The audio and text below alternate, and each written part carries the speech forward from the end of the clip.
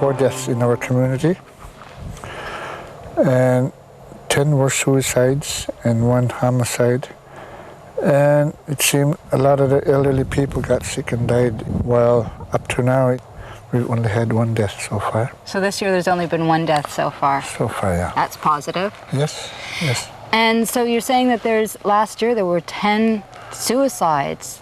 It seems like a large number. What age group do you find are usually taking their lives?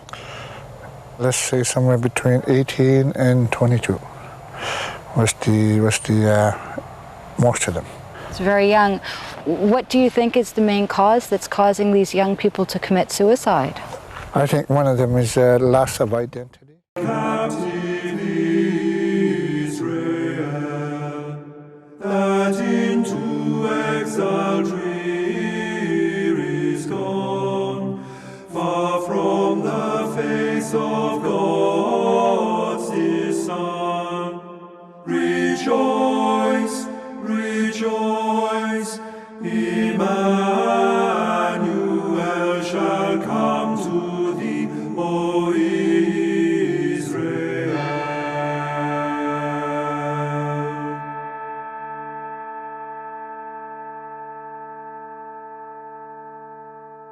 Veni, veni, Emmanuel, captivum solei.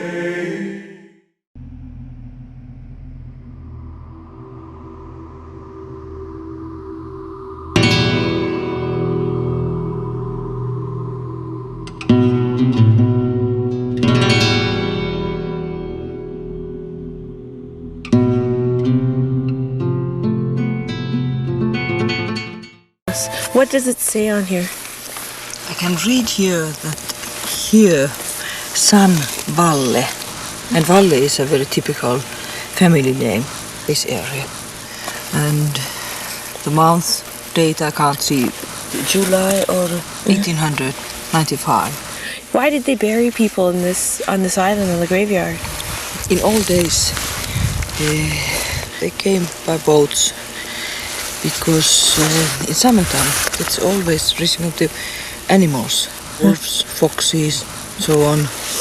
They can go and try to find something to eat. Terrible to say. So they dig up the bodies. Yes, an island was a place animals couldn't go. I see.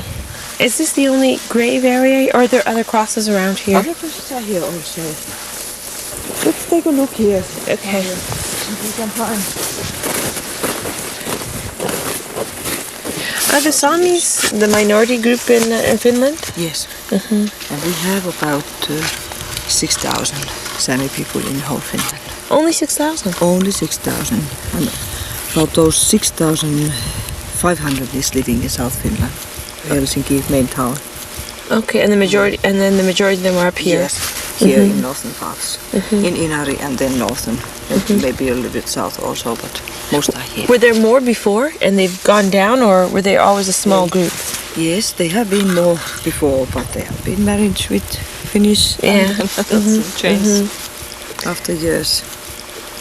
Seems like they have an appreciation for nature and outdoors. Yes, they have always been here. The daily bread they have taken from nature, from reindeers, fish, birds, other animals. It's the only way to keep you in life. So do you feel they give back? Do they have a respect? They have a respect for the land then? Right, very much respect for the nature. Not hate, but they don't like people who don't have any respect for the nature. Do all Samis in Norway, Sweden and Russia and here, do they see themselves as Sami first, or do they see themselves as Norwegians or Swedes or Russians or Finns? I think that you must do that question later to them.